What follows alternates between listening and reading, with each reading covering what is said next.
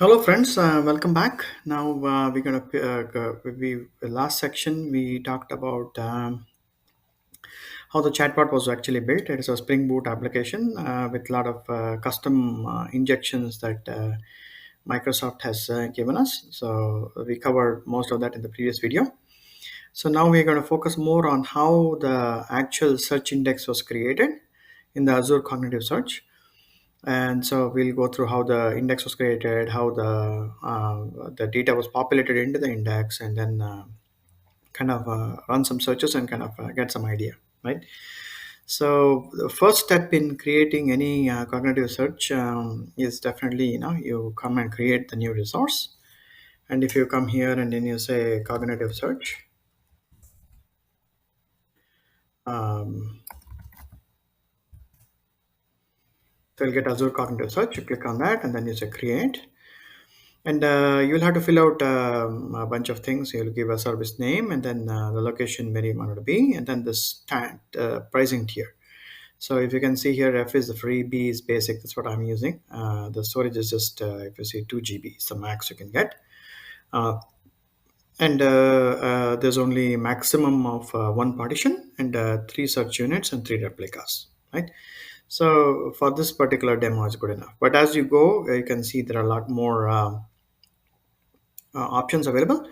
And once your search in data volumes increase, then you will definitely need to have partitions in the data. So the search index itself it cannot be one physical index.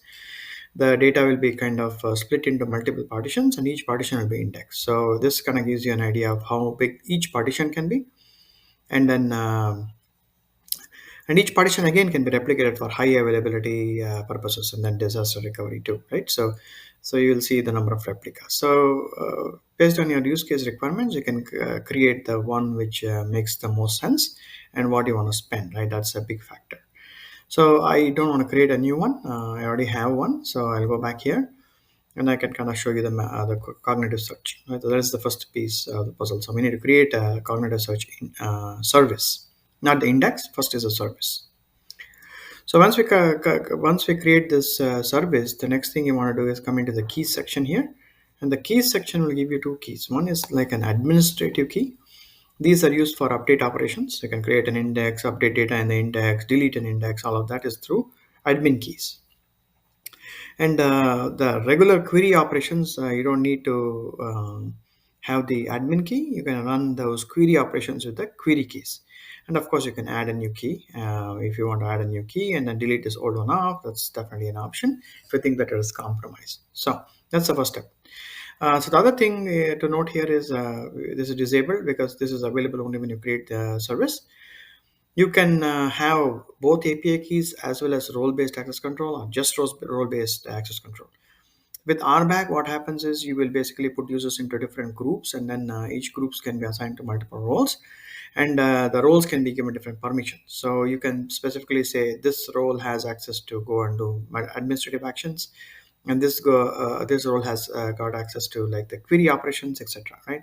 And then sometimes you want to use a combination of both. So that's where the access control comes into play. So what we do is we pick up these keys, and then since we are actually creating and updating the indexes, we definitely need to have um, power to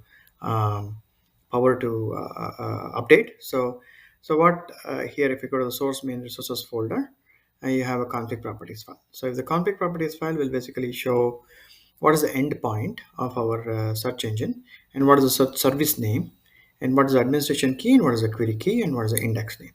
So those are the most those are the used elements in whenever we are trying to do anything with the cognitive search, right?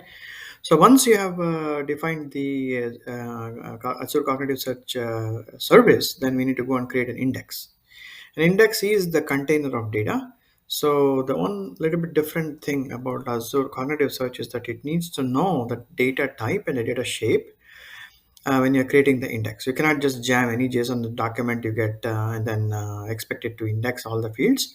Some of this is there in Solar where you can create like the regular fields, and then you can actually copy field to a different thing, and then you can say if this is of type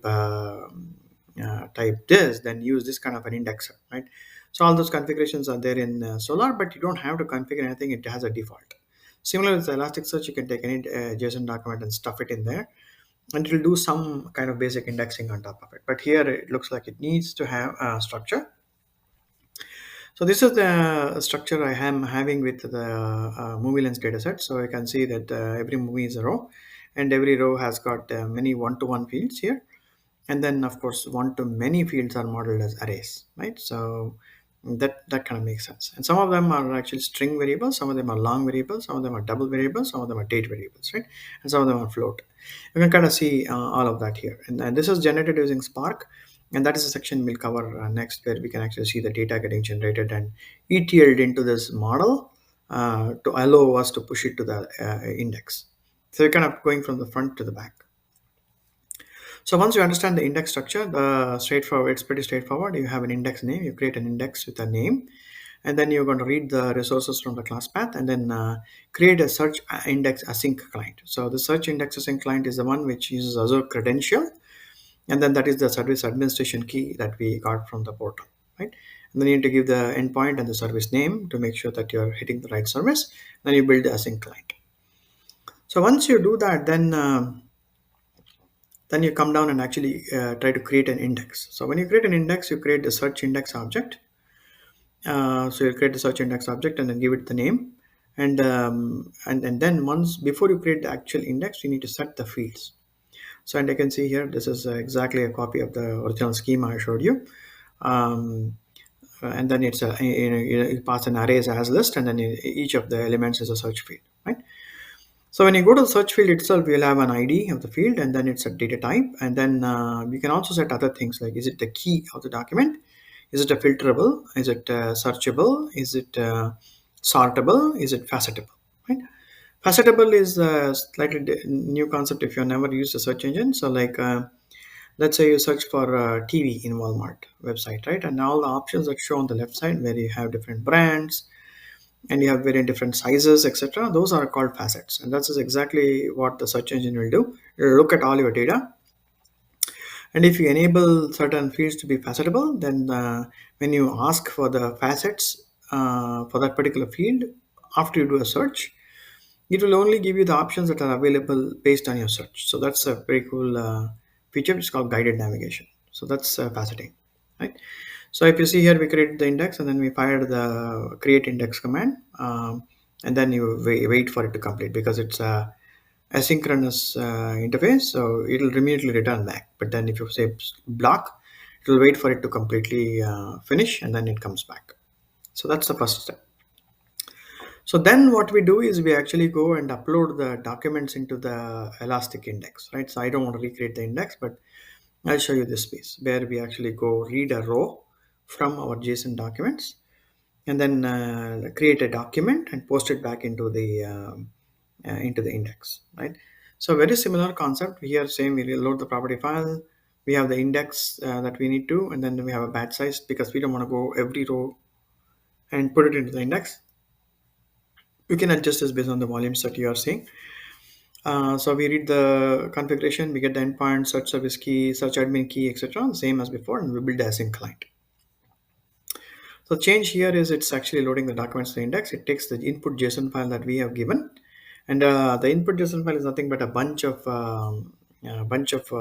rows in JSON format. So this is the actual JSON file. So if you open this up, you'll see each movie is one row,